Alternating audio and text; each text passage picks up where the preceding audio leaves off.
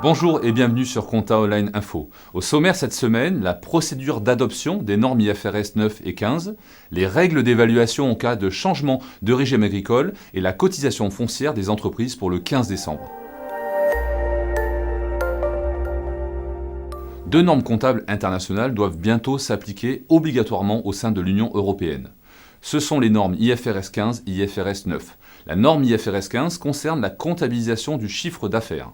Elle vient d'être adoptée par un règlement de la Commission et s'appliquera, comme prévu par l'ISB, à compter du 1er janvier 2018. La norme IFRS 9 concerne les instruments financiers. Elle est en cours d'adoption. Le Parlement européen reconnaît que la norme IFRS 9 est une amélioration par rapport à la norme précédente.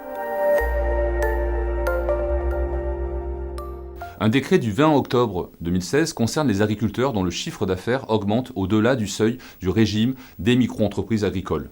Le décret précise les modalités de passage du régime micro au régime réel. Ces précisions concernent les stocks et les créances. En cas de passage au régime réel d'imposition, les stocks sont normalement évalués à leur prix de revient.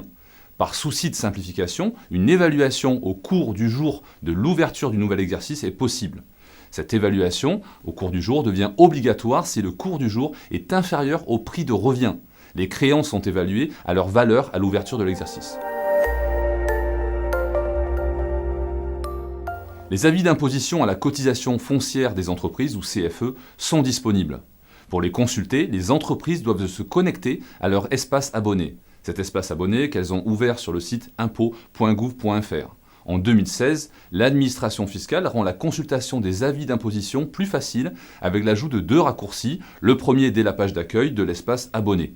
Les raccourcis vers le compte fiscal ou l'avis d'imposition à la CFE peuvent manquer. Il faut alors adhérer à un service en ligne complémentaire, celui de la consultation du compte fiscal.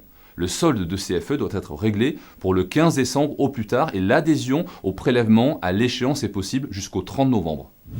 Vous pouvez accéder gratuitement à tous ces articles sur le site compta-online.com. Toute l'équipe de rédaction vous souhaite une excellente semaine.